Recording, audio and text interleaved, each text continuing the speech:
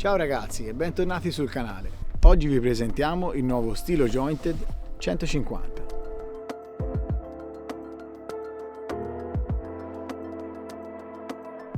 A prima vista potrebbe sembrare semplicemente una misura rimpicciolita del nostro Stilo Jointed 255, ma vi posso assicurare che è molto di più. Quest'esca è stata infatti totalmente ridisegnata da zero, proprio come fosse una nuova esca. Questo per garantire la migliore performance possibile in fase di lancio e in fase di pesca. A proposito di utilizzo in pesca, questa è un'esca da spigola eccezionale. Personalmente ho avuto delle grandissime soddisfazioni con quest'esca e è ottima sia per quanto riguarda l'utilizzo in foce o comunque lagune, ambienti salmastri con fondale medio-basso, anche scogliere o spiagge che comunque con fondali contenuti, per arrivare fino all'interno dei fiumi, come in questo caso. Adesso noi stiamo pescando in un ambiente proprio classico dell'interno dei fiumi, lungo un canneto dove potrebbero tranquillamente sostare spigole e fare l'agguato partendo proprio dalla sponda. I recuperi a cui si presta quest'esca sono veramente tanti. Spesso quelli che pagano di più sono quelli più semplici, ovvero far posare l'esca e partire con un recupero più o meno lineare, magari facendo qualche accelerata anche molto veloce per poi rifermarsi e ripartire di nuovo. Questo spesso scatena veramente l'attacco della spigola e la fa, diciamo, diventare reattiva, attacca proprio di reazione in questo caso. Un altro recupero invece ancora più di reazione è quello proprio fatto solo di mulinello velocissimo ed è molto utilizzato in ambienti molto bassi. Bassi intendo inferiori al metro d'acqua, dove spesso le spigole vanno a cacciare, specialmente nelle fasi di marea che gli permettono appunto di raggiungere questi tipi di ambienti, dove poi con la marea magari bassa ci sarebbe troppa poca acqua per loro per poter sostarci. Tendo veramente a fare tanti lanci per sondare tanta acqua e vedere se riesco a individuare un bracchetto di pesci. Un altro recupero molto valido, magari da utilizzare in quelle giornate in cui il pesce è un po' più fermo, magari sappiamo che è presente ma è più fermo, è quello di far lavorare l'esca più sul filo della corrente, diciamo. Io adesso la faccio un pochino affondare, so che comunque il fondale è sempre medio-basso e partirò con un recupero, diciamo, leggero, lo definirei, a sentire l'esca ma senza forzare, senza sentire che questa sforza sul flusso della corrente. Ogni tanto magari mi fermo, gli do qualche piccolo colpetto per poi ripartire. So benissimo che in questo caso l'esca sta nuotando anche quando io sono fermo con la canna, perché la corrente del fiume lo fa appunto sostenere e spesso è proprio sulla ripartenza dopo una pausa che avviene l'attacco. Sempre a proposito di recuperi in trattenuta, la solita identica situazione sia quando siamo in presenza della risacca del mare, quindi immaginiamo di essere su una spiaggia o su una scogliera. Sappiamo magari che c'è un gradino, una buca, comunque leggiamo la spiaggia e individuiamo le aree quelle migliori. Quando l'onda ci porta via l'esca, noi la teniamo veramente ferma, perché sappiamo benissimo che la paddle tail la farà muovere e forse sarà proprio quello il momento in cui l'esca sembrerà più vulnerabile per il predatore, quindi più in difficoltà e quindi potrebbe portare appunto ad avere l'attacco del pesce. Un altro tipo di recupero, ma più che un recupero è più un tipo di pesca con cui possiamo utilizzare quest'esca, è quello di individuare degli ostacoli sommersi, magari ovviamente con lo scandaglio, se sappiamo ci sono tronchi sommersi piuttosto che scogli, scalini. L'idea è quella di lanciare a monte per cercare di sfiorare questi ostacoli passandoci, utilizzando proprio la corrente stessa. Sarà questa che ci farà, diciamo, sostenere l'esca e ce la farà lavorare nel miglior modo possibile. Io sto lanciando verso la sponda, so che più o meno sotto di noi, diciamo a 2 metri da noi, c'è lo scalino, quindi io cercherò, qui so che c'è un punto con un canale che esce fuori, cercherò lanciando molto più a monte di far affondare l'esca, ovviamente ci vuole un po' di pazienza, per poi iniziare con un recupero piuttosto lineare, andando a sfiorare l'hotspot che mi sono preventivato di pescare, diciamo. Un altro consiglio che mi sento di darvi è quello di intercambiare spesso i colori, soprattutto nelle giornate come quella di oggi, dove il cielo magari non è totalmente limpido e neanche totalmente coperto.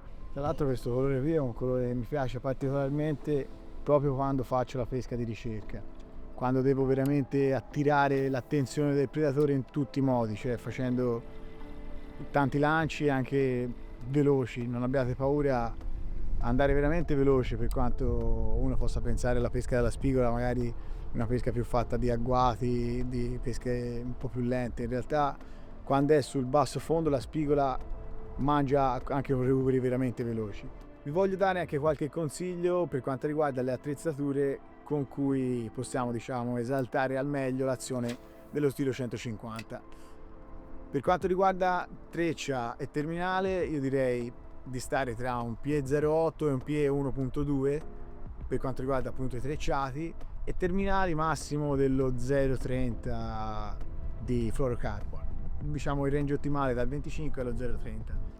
Per quanto riguarda i mulinelli, direi un taglia 3000 o 4000 è più che sufficiente per questo tipo di uso, anche perché si tratta di un'esca comunque abbastanza da light game, quindi non abbiamo bisogno di grosse capienze o recuperi ultra super veloci. E per quanto riguarda le canne, vi suggerisco canne con azione moderata, perché appunto per chi va alla spigola è importante una puntina abbastanza morbida e con una potenza che vada fino ai 20-25 grammi massimo, se no poi andiamo su una categoria diciamo un po' troppo potente per questo tipo di esca.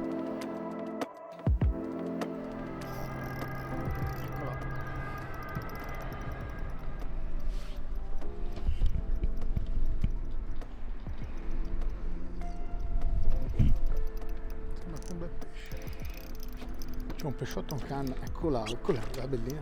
No, che bellina. Ho sfregato 2 ore e mezzo sui sassi, ero proprio basso fondo. E c'è, grande. Guardate come si è allamata bene.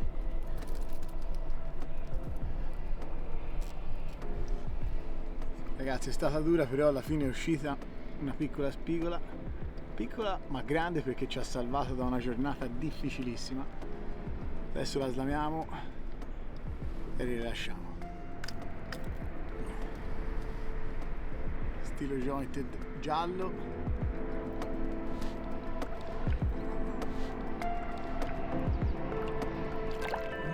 Vai.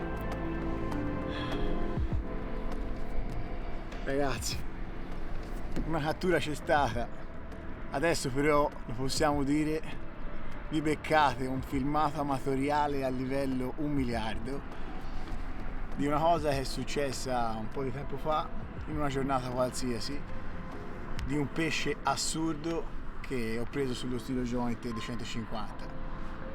Godetevelo, perché quella è pura realtà.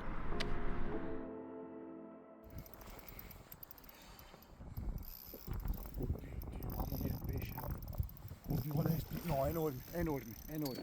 Se la tiro fuori muoio. È enorme. Si vede. Enorme cazzo. Enorme cazzo.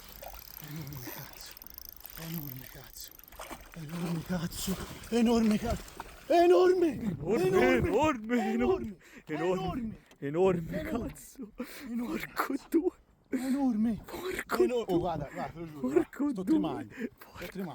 Non ci credo. Non ci posso credere. Sta spaccando tutto, non ci posso credere. Non so se è una roba assurda questa cosa, è successa. È una roba assurda. Questo è un pesce gigante. Ciao. Gigante. Cioè, guarda qui. È ancora qui l'esca. Lo stilino È una roba assurda, non ci credo, sto volando. Abbiamo parlato fino adesso solo di pesca alla spigola, perché ovviamente quest'esca riproduce il nuoto di una piccola aguglia o anguillina, che questo colore in particolare è molto simile a quello di una piccola anguilla, ma è stato provato per tanto tempo. Ci abbiamo fatto catture anche in mare aperto, di pesci serra, di lampughe quando mangiavano sulle agugliette, anche pelagici come piccoli alletterati, palamite. Insomma, è molto polivalente, si tratta comunque di una piccola preda e quindi attrae veramente sia i piccoli che i grandi. Infatti sono successe anche cose veramente inaspettate, quasi diciamo ultraterrene.